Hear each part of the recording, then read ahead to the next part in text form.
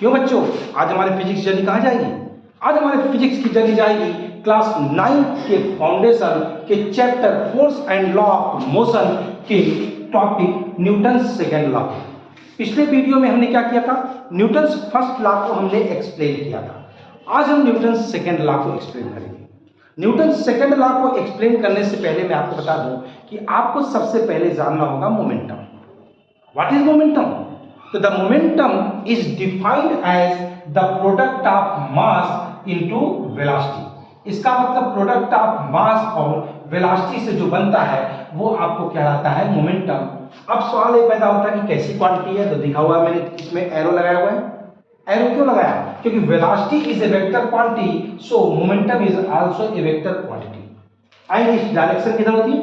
जिधर वेलोसिटी की डायरेक्शन होती है उधर ही मोमेंटम का भी डायरेक्शन होता है।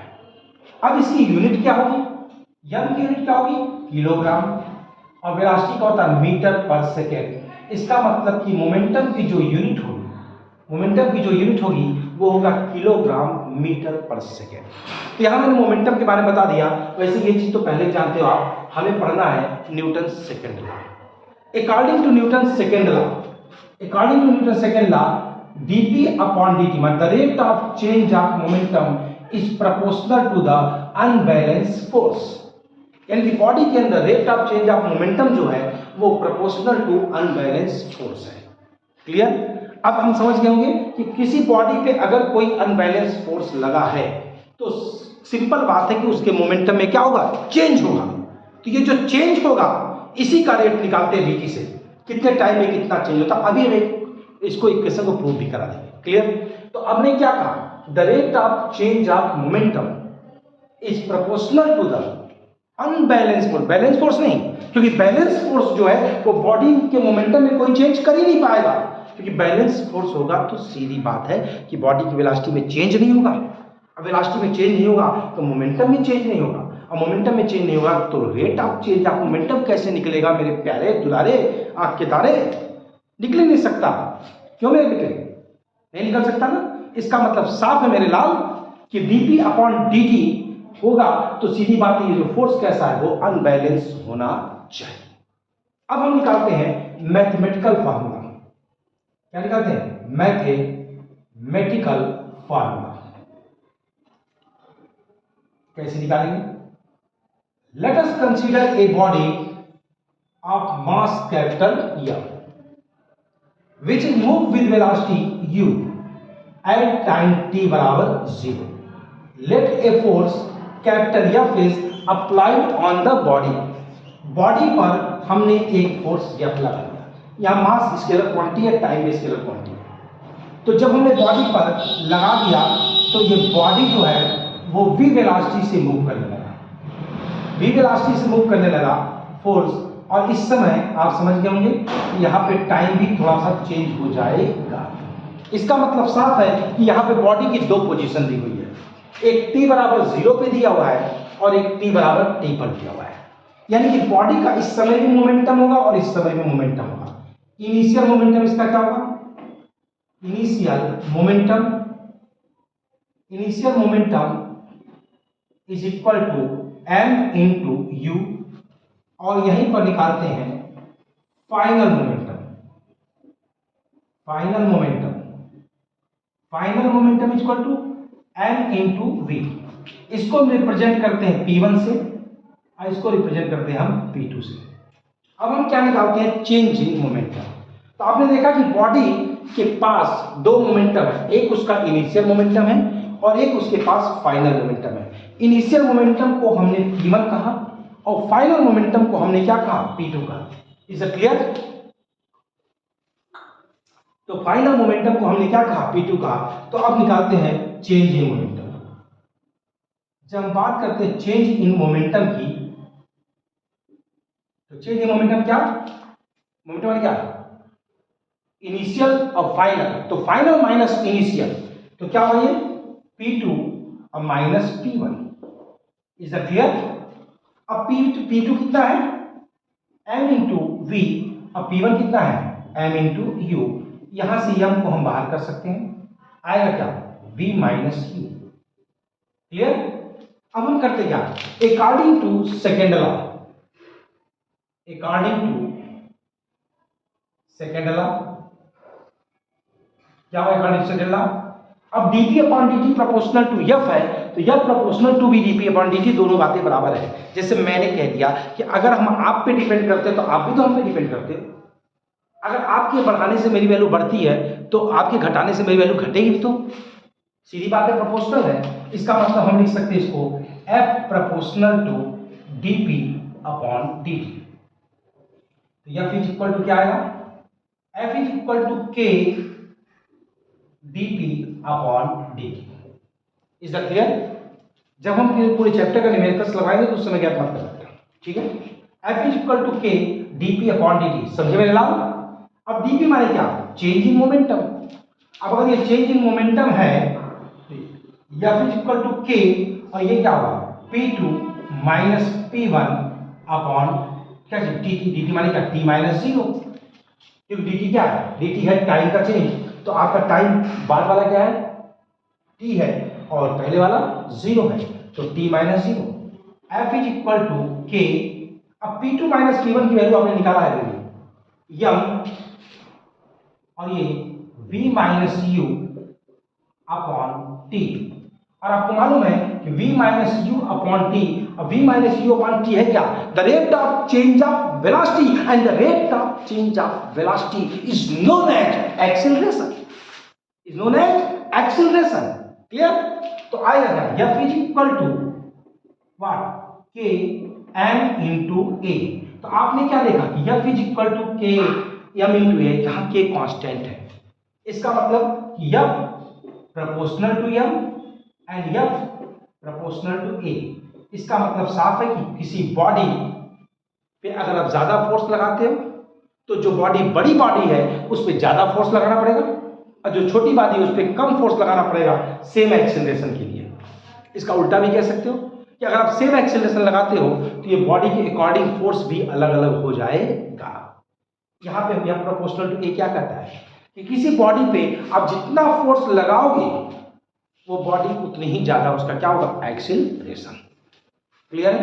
अब हम इसके कुछ एग्जांपल्स देखेंगे। एक बार इसको मैं फिर से रिवीजन कर दूं, क्या है जैसे मेरे हाथ है कि let us consider a body of mass small m having velocity small u at time t बराबर 0, and after time t its velocity is v by the force f, या due to force f.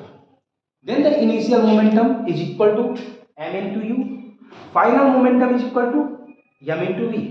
Therefore the change in momentum is equal to mv minus mu, m को आप common ले लो, v minus u.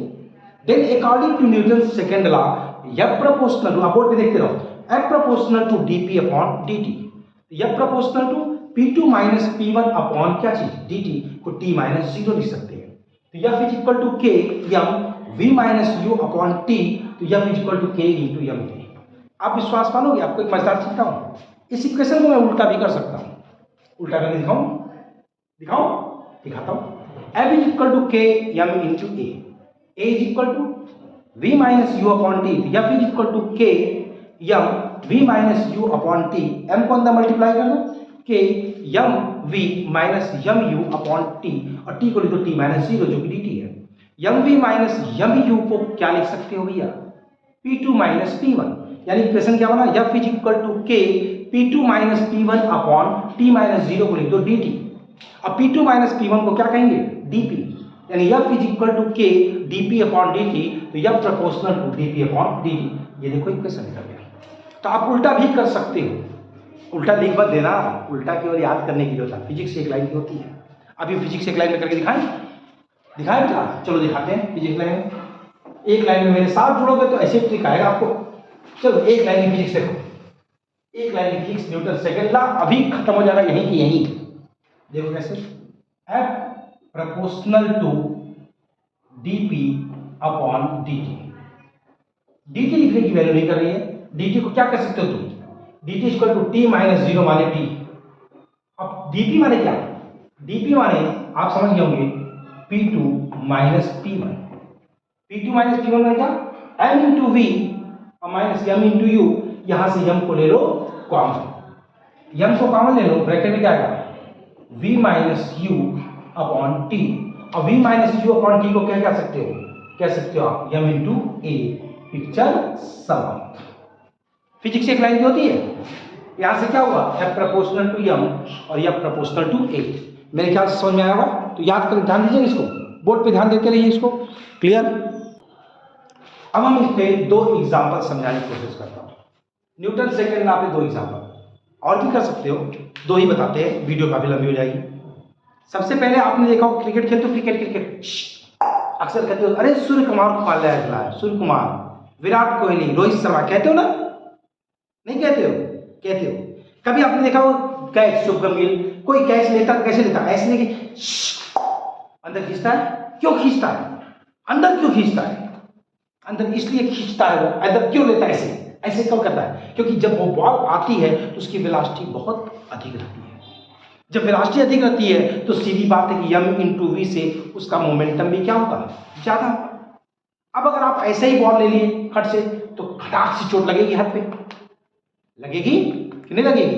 तब क्या करते हो, उस ball को ऐसे खींचते हो। क्यों खींचते हो? ताकि उसका मोमेंटम क्या हो, धीरे धीरे जीरो हो जाए, उसका इंपैक्ट कम पड़े और आपके हाथ में चोट न लगे। क्लियर। दूसरा आप कभी जान लो, एक मजेदार चीज बताऊं, ट्रेन देखियो, ट्रेन जब कोई एक मूविंग ट्रेन चले, मूविंग ट्रेन ऐसे, अगर एक ट्रेन यहां चल रही है और दूसरी ट्रेन यहां पे स्टेशनरी है, खड़ी है, ये स्टेशनरी है, और ये ट्रेन आके इससे टकराएगी ना, तो ज्यादा डैमेज कहां होगा बताओ, इसमें कि इसमें? ज्यादा डैमेज इसमें होगा। क्यों इसमें ज्यादा डैमेज होगा? क्योंकि इसके पास ज्यादा मोमेंटम है, इसके पास तो मोमेंटम जीरो है, ये स्टेशनरी है। तो ये क्या करता है, जब आती है तेजी से, सडनली, अचानक, तो इसका मोमेंटम तुरंत जीरो हो नहीं पाता है, अतः एक फोर्स और देता है तेजी से, जिसकी वजह से इसमें ज्यादा डैमेज होता है। तो जानो कि जब कोई मूविंग ऑब्जेक्ट है और अगर वो मूव कर रहा है किसी स्टेशनरी ऑब्जेक्ट के पास, तो अगर वो आपस में टकरा गया तो जो मूविंग ऑब्जेक्ट होता है उसमें ज्यादा डैमेज होता है। अक्सर तुम देखते होगे रास्ते में लड़के बाइक को चलाते हैं, तो जो बाइक से लड़ते हैं, किसी पेड़ से भी लड़ते हैं, तो पेड़ में डैमेज कम होता है, बाइक में ज्यादा होता है।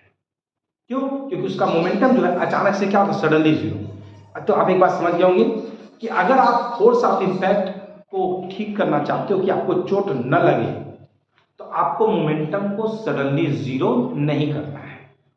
क्लियर। यही फिजिक्स की बात खासियत है, मोमेंटम सडनली जीरो होगा तो आपका डैमेज कॉज होगा। क्लियर।